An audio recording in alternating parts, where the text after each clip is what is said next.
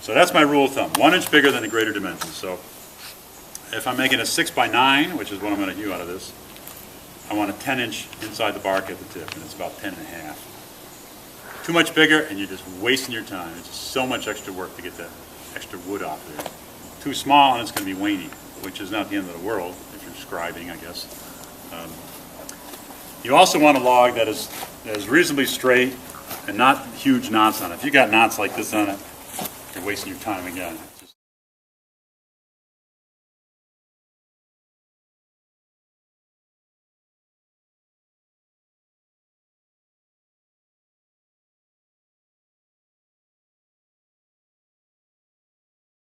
Stick them in and hook a chalk line on each one of the divider legs, and you'll get those points. And I've heard a story that they used to use frog intestine for the line out in the woods when they're hewing railroad ties during the Depression. One frog intestine was long enough to snap like a railroad tie, which is what, 8 feet by the sort of geographical center.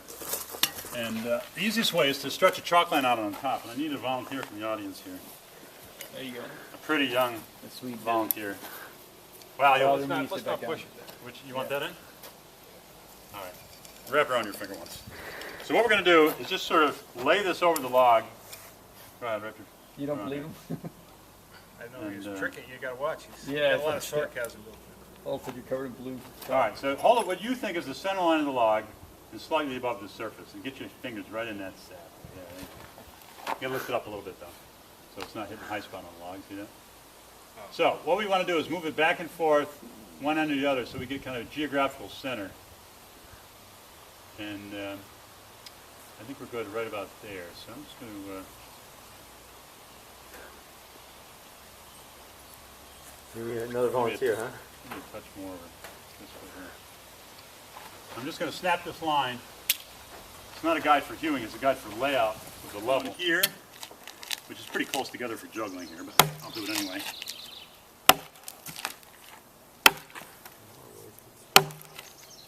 Yeah, you don't want to waste a stroke.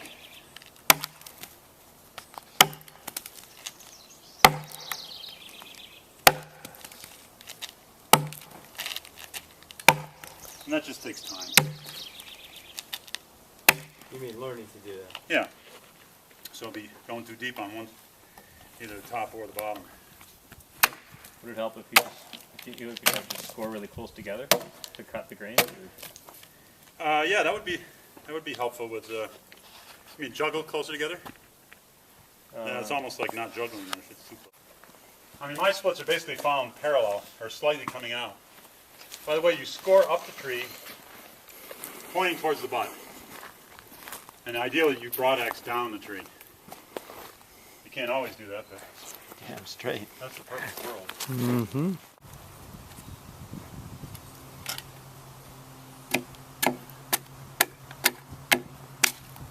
So you can do really fine stuff like that. In fact, you can actually do this if you want. It's a lot of pairing with a chisel. That's basically what it's doing, yeah. It's a big fat chisel.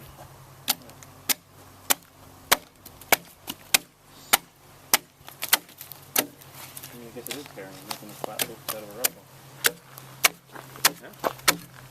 Yeah, there it is. That looks so much nicer than the chainsaw. Oh, Yeah, doesn't it? So much character. I'm hitting a big knot down there. Yeah.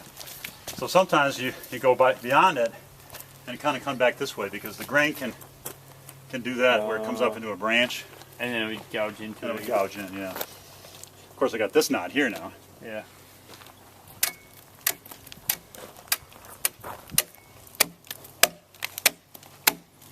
That one's less of a problem.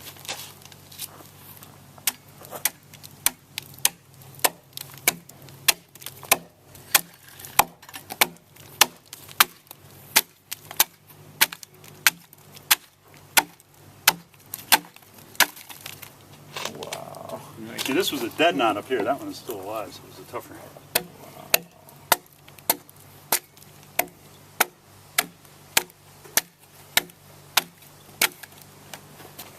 So what you get over time are these sort of troughs that are running at an angle up the surface, depending on how much curve there is on your axe.